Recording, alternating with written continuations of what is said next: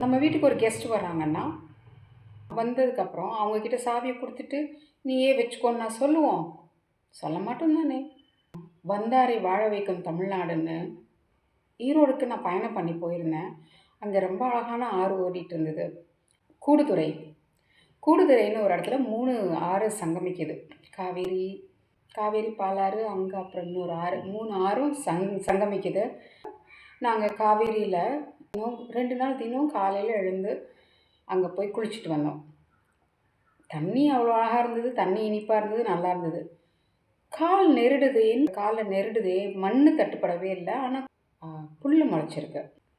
அங்கே இருக்கிற local people எல்லாம் வந்து குளிச்சுட்டு துணி துவைச்சிட்டு போகிறாங்க. அவங்கெல்லாம் சொல்கிறாங்க, அது மண்ணெல்லாம் இப்படி எடுத்துகிட்டு போனால் இப்படி தாங்க, சாக்கடை எப்படி சேர்த்து விட்டா இப்படி தாங்க, அங்கே நாற்றமாக நாறுது. இல்லை, ஆற்றுல மணல் இல்லாதனால புல் முளைச்சி கிடக்கு, பாறைகள் நிறையா இருக்குது. ரொம்ப நல்ல அழகான ஆறு. ஆனால் மண்ணெல்லாம் எடுத்துட்டாங்க. யார் எடுத்திருக்காங்க? நம்ம தமிழர்கள் தமிழ்நாட்டை ஆண்டோன்னா நம்ம இப்படி செய்வோமா? நம்ம வீட்டை நம்ம பாதுகாப்பாக தானே வச்சுப்போம். நம்ம அடுத்தவங்கக்கிட்ட சாவியை கொடுத்துட்டதுனால தானே நம்மளால் எதுவுமே பண்ண முடியல. இப்போ நம்ம நாடு அப்படின்னு நினச்சோன்னா இப்படி குப்பையை போட மாட்டோம். அப்படி நெகிழி குப்பையாக அவ்வளோ கிடக்கு.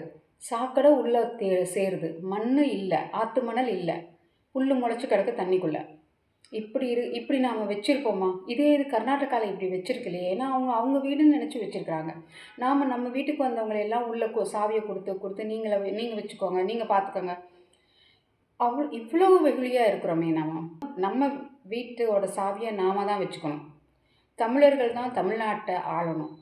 பாண்டியன் ஐயா அடிக்கடி சொல்லுவாங்க, மேடையில் ஏறி சொல்லுவாங்க, நம்ம தமிழ்நாட்டை வேறு யாரோ ஆள்றது, வேறு மொழிக்காரங்க ஆள்றது நம்மளுக்கு அசிங்கம் அப்படின்னு சொல்லுவாங்க. நம்மளுக்கு ரொம்ப அசிங்கம்.